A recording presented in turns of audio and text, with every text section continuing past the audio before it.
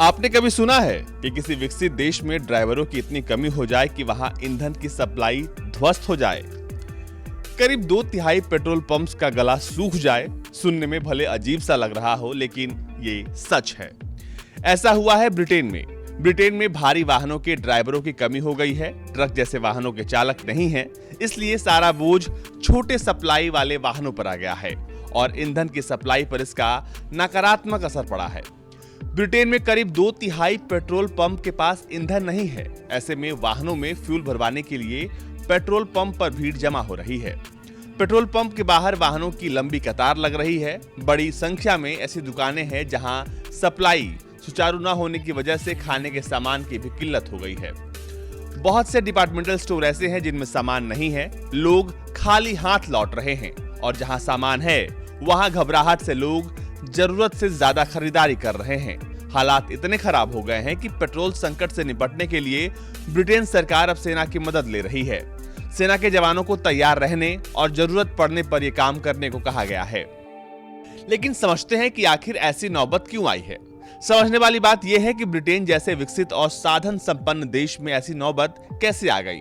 Britain के office of national statistics के अनुसार पिछले 1 साल के दौरान देश में भारी वाहनों के ड्राइवरों की संख्या में 70,000 की कमी आई है।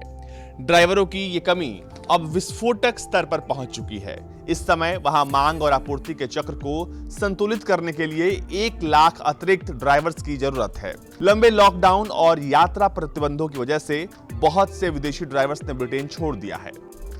जानकारी के मुताबिक साल 2020 में पूरे साल ड्राइविंग टेस्ट भी कम हुए। इससे भी भारी वाहनों के 30,000 ड्राइवरों की कमी आई और यूरोपियन यूनियन से ताल्लुक रखने वाले भारी वाहनों के 20,000 ड्राइवर भी ब्रेक्जिट की प्रक्रिया के दौरान ब्रिटेन छोड़कर चले गए थे। इनमें से ज्यादातर ड्राइवर अब भी नहीं लौटे हैं। हालात अब ये हो गए हैं कि ब्रिटेन की सरकार भारी वाहन चलाने वाले 5,000 विदेशी ड्राइवर्स को अस्थायी वीजा पर 3 महीने के लिए ब्रिटेन बुला रही है। भारी वाहनों के लाइसेंस धारकों को करीब 10 लाख चिट्ठियां भेज रही है ताकि जिन्होंने ये काम छोड़ा है उनमें से कुछ वापस आ जाएं। बताया जा रहा है कि हालात की गंभीरता को देखते हुए सरकार सेना के करीब 150 टैंकर ड्राइवरों को भी पेट्रोल की डिलीवरी के लिए बुला सकती है। परेशानी ये भी है कि ब्रिटेन के ड्राइवर्स के औसत उम्र 55 साल है। ज्यादातर ड्राइवर्स रिटायरमेंट के करीब हैं और सिर्फ 1% चालकों की उम्र 25 साल से कम है।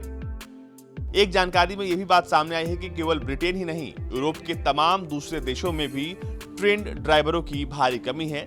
साल 2020 में ही पोलैंड में 1,24,000 और जर्मनी में 60,000 ड्राइवर कम थे। ब्यूरो रिपोर्ट, भारत तक।